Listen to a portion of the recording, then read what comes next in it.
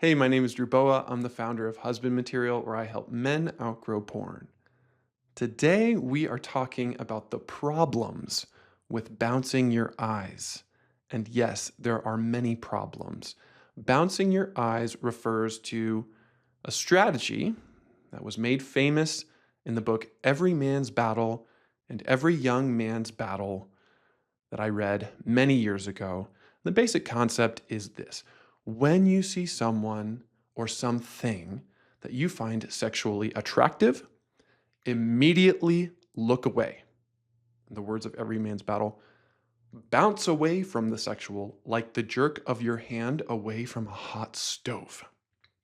And even as I say that, anger and frustration rise up in me because this advice is not only ineffective, it's actually unkind.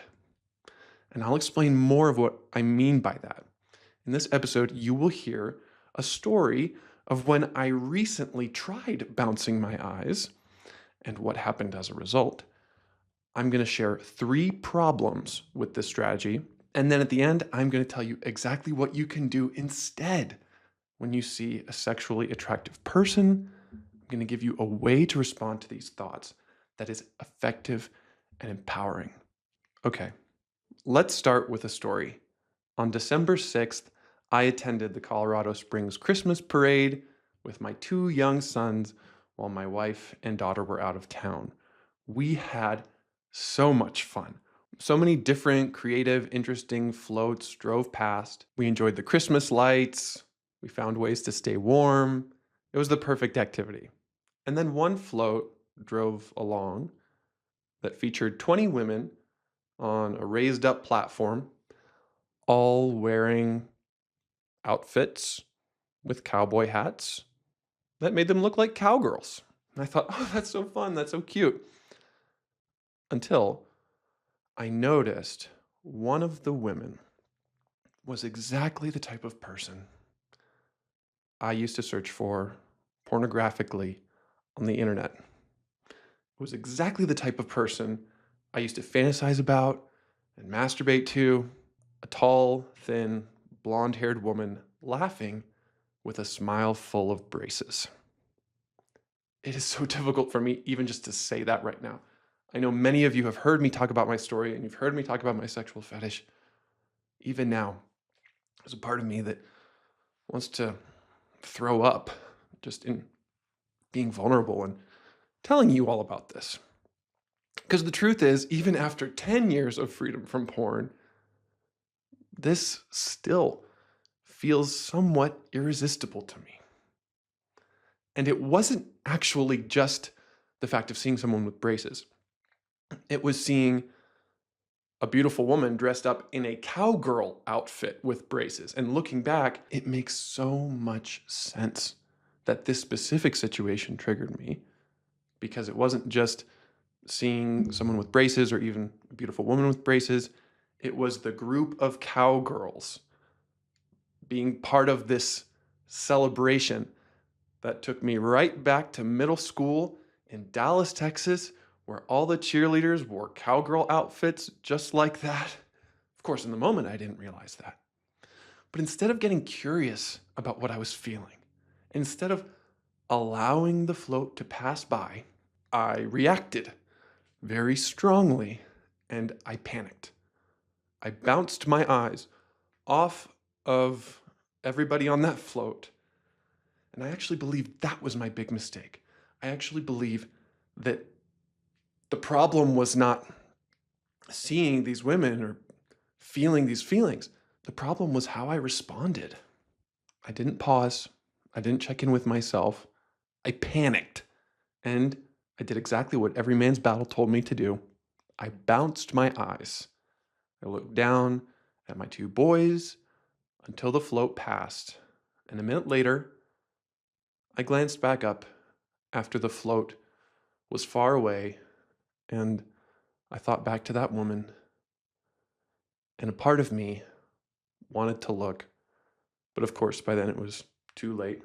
And I assumed that I had successfully managed this sexual attraction, but deep down, There was a lot of energy stored in my body, and the tension that I felt was only increasing. A few hours later, I forgot about the experience, but that night, I woke up at 1 a.m. extremely sexually aroused. Thankfully, I finally was able to relax, calm down, go back to sleep, and then I woke up again at 3 a.m. that same night. My mind would not turn off. I tried to shut down sexual thoughts, but eventually at 3 a.m., I let them wander. My thoughts kept going back to the cowgirls who I knew during middle school and high school in Dallas, Texas. Some of them had braces on their teeth, and these are the girls that I used to fantasize about when I would masturbate. And let me be very clear, even just entertaining those thoughts and fueling the fire of those fantasies was lust. And as I allowed myself to lust and fueled the fire of those fantasies, the train of sexual temptation was speeding up faster and faster. Now, whether or not I looked at images on the internet or masturbated to them or accessed pornography, this is what I would call a slip, a sudden lapse in progress. Even if it wasn't a full relapse, it's still significant and it's still worth exploring and processing because the posture of my heart was sinful, whether or not I went back to unwanted sexual behavior. Since then, I've processed this experience, I've shared about it with my wife, and I've asked myself, what happened at that Christmas parade? Why were my sexual thoughts and feelings so strong that night? Where did I go wrong? What made this different? Because this was not the only time I've been sexually or emotionally triggered lately. What made this experience different is that I responded to those triggers reflexively and reactively by bouncing my eyes. That's something that I haven't done in years. I haven't felt that fear and shame and looked away for a long, long time. And I haven't felt this level of sexual temptation in the middle of the night in a long, long time. I'm convinced that this decision to bounce my eyes was actually part of the problem. Let me tell you why. Before we talk about the problems, let's go back to the original teaching from the book Every Man's Battle: Winning the War on Sexual Temptation One Victory at a Time. According to page 125, you can win this battle by training your eyes to bounce away from sights of pretty women and sensual images. If you bounce your eyes for 6 weeks, you can win this war. The problem is that your eyes have always bounced toward the sexual, and you've made no attempt to end this habit. To combat it, you need to build a reflex action by training your eyes to immediately bounce away from the sexual, like the jerk of your hand away from a hot stove. Let's repeat that for emphasis. When your eyes bounce toward a woman, they must bounce away immediately. There are so many problems with this quote. First of all, the authors assume that men are only sexually attracted to women. And they also say the problem is that your eyes have always bounced toward the sexual. I mean, experiencing sexual attraction and arousal is not a problem. They say you have made no attempt to end this habit. That is also not true. Many of us have attempted to end the habit of giving into sexual temptation over and over again, sometimes using a strategy like bounce your eyes, which is ultimately an example of sexual repression, anti sexuality, just a hostility toward this good part of who we are. When I hear the advice of bouncing your eyes, I hear that video of Bob Newhart pretending to be a therapist and telling someone, just stop it, stop it. And there are so many problems with this approach. Here are the three major problems I see with this strategy for overcoming sexual temptation known as bouncing your eyes. Number one, the rubber band rebound. Number two, the long-term limitations. And number three, the covert cruelty. Let's start with the rubber band rebound. Whenever you see someone who is extremely sexually attractive to you, whether in person, in a picture, or in a video, your body goes into a state of hyperarousal. You experience tension. It's as if a rubber band is being stretched out, and that tension is pushing you toward a release. And until that tension is released, you're going to experience a lot of discomfort and probably temptation to sexually act out. Here's the problem with bouncing your eyes. Once that rubber band is stretched out and it's really tense, if you immediately look away, you don't actually release the tension. It's almost as if you stretch the rubber band out in the other direction because your brain goes into fight or flight. You're still in a state of hyperarousal. I hope this makes sense. So if your brain is feeling really sexually charged up and you bounce your eyes and you think, okay, I have to fight against that or I have to run away from that, stop thinking about that, you can just hear the tension continuing to build. Bouncing your eyes actually intensifies the sexual arousal that you feel toward this particular person or picture. And as a result, sooner or later, you are going to feel what I call the rubber band rebound. It's when you feel that sexual energy and then you fight really hard against it or you try to run away from it, and then it comes back with a vengeance. And that is exactly what happened to me the night of the Christmas parade. When I saw that group of cowgirls and the woman with braces standing on top of that platform, my brain immediately went into fight or flight. All of that tension in my body didn't go away. I just shoved it down.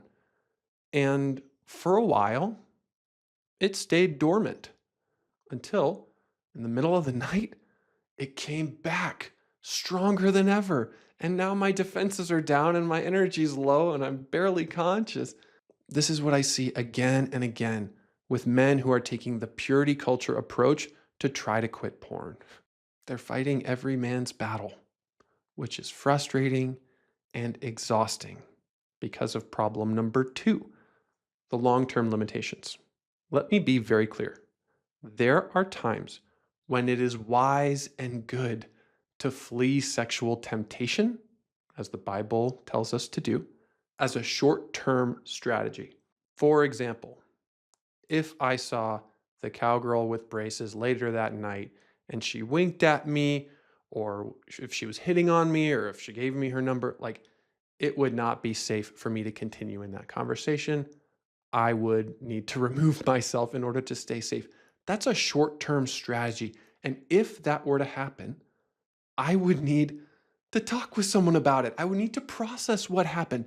Otherwise, the energy is going to stay trapped in my body.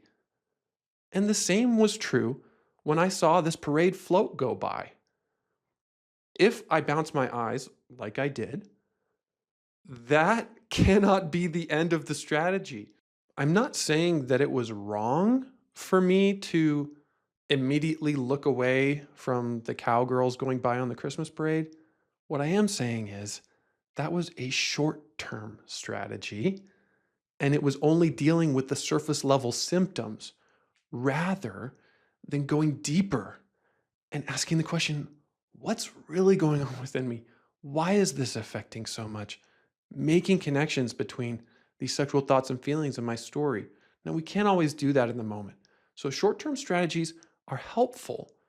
And if you really want to outgrow porn, if you really want lasting freedom, you have to go deeper and process what's underneath it. And I didn't do that. That night, I simply resisted and repressed what was happening within me. And I can now see how all of this unprocessed energy truly did need a release. And what I settled for was a sexual release. That night at 3 a.m., I'm not proud to say that I had allowed this train of sexual temptation to speed up so much that I was not able to regulate without some kind of sexual release. It was so overwhelming for me. In the end, I chose to masturbate while thinking about my wife. And I don't think it was lustful. It's still not who I want to be. If you want long term, lasting freedom from porn, it requires going deeper than just bouncing your eyes. I do realize that for some of you, bouncing your eyes has been helpful. I'm not saying that it's wrong to do this, I'm saying that it's limited. It's a short term, surface level strategy. I encourage you to think about this as more of an emergency action step rather than what you're going to do every single day because it's unsustainable. It's frustrating, it's exhausting. We are not designed to operate in a constant state of hypervigilance and threat. That's part of the problem with bouncing your eyes. This is a great strategy for a crisis and for an emergency. But in everyday situations, like what was happening for me at the Christmas parade, I don't need to set off the alarm and call in all the forces. It's more helpful to have a bigger toolbox than just bouncing your eyes. And at the end of this episode, I'll tell you some of the tools that are in my toolbox that you can use when you're in that situation. So we've talked about the rubber band rebound, which is another way of saying that bouncing your eyes and repressing sexual energy actually intensifies temptation and puts you in this frustrating, exhausting battle. We've also talked about the long-term limits because if you want your sexual recovery to be sustainable, you're going to need to go deeper than just trying to stop looking at certain kinds of people or certain kinds of stimulation. And finally, one of the most important problems I see with bouncing your eyes is the covert cruelty. I want to argue that this strategy is not only ineffective for the most part, it's also unkind for the most part. Underneath this impulse to immediately look away from anyone or anything that we find to be arousing or beautiful is self-hatred and a disdain for our sexuality. And I felt that toxic shame so strongly when I saw the cowgirls at the Christmas parade. I didn't look away from those women out of love for them. I looked away out of fear and out of shame. And that is really not kind to me or to them.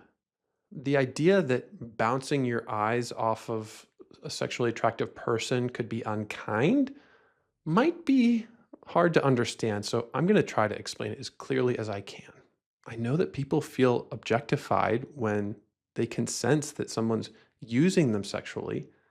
Yet at the same time, people feel objectified and dehumanized when someone's always trying to stop thinking about them sexually. Imagine what it would be like if many of the people with whom you interact on an everyday basis saw you as a threat and a source of sexual temptation, and they related to you with avoidance or distance or not even acknowledging that you exist. This is a real problem. There is an appropriate context for noticing that someone's outfit looks really good. There's an appropriate context for saying hi and having small talk with someone who's really sexually attractive. And there's also a dangerous context for that, so we need to have the wisdom to know the difference. For me, on December 6th at that Christmas parade, there was an appropriate context for me to see the women up there on that platform wearing their cowgirl outfits. I mean, at some level, they wanted to be celebrated. That's why they're up there. I didn't need to squash my charged up feelings. I could simply let this float of the parade slowly move past me. See it, notice it, acknowledge it, and let it pass. Instead, I took a militant stance of locking down anything that could have been coming up within me, and I suffered the consequences later. If I'm ashamed of anything from that night, it's of my immaturity and inability to appreciate the beauty that was set before me in a healthy, God honoring way. It's not objectifying and it's not predatory to notice that someone's beautiful, to see that they have a beautiful smile, to enjoy the clothes that they're wearing, to see them move past you like a float on a parade. Let that come and then let it go. This is a very different approach than the approach of bouncing your eyes, which is rooted in fear, shame, control, and purity culture. And if you want to be a person who lives in Christ-like love, we need to take a different approach. Lust is about taking and using.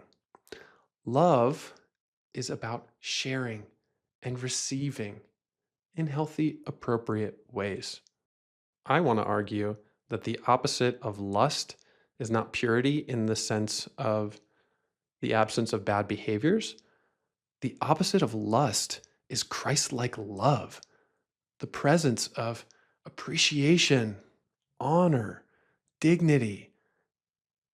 And if you want an alternative to bouncing your eyes, then let me tell you what I wished I had done at the Christmas parade. This is something you can do when you see a sexually attractive person.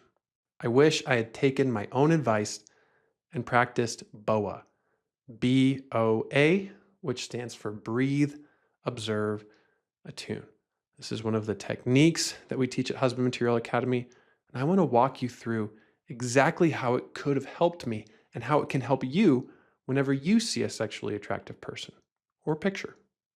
First, I wish I had breathed. I wish I had taken a few deep breaths. Breathing is our superpower for self-regulation, and it contributes to releasing tension. Remember how I talked about that rubber band? Breathing allows you to relax. It welcomes connection, regulation. It is the quickest, most effective, most efficient way to calm your body when you're hyper aroused and to wake yourself up when you're numb or shutting down. So I wish I had breathed.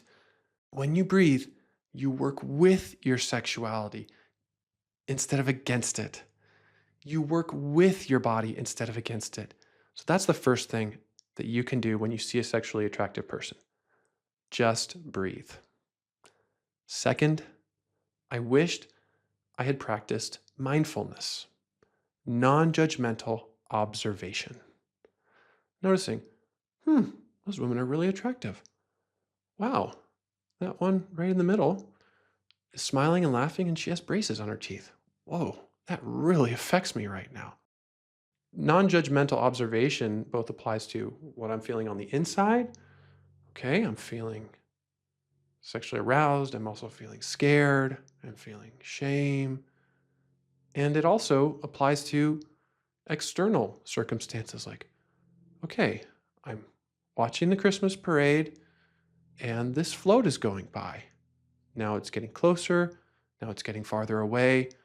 This simple, mindful observation can really de-escalate the strength of the arousal we feel.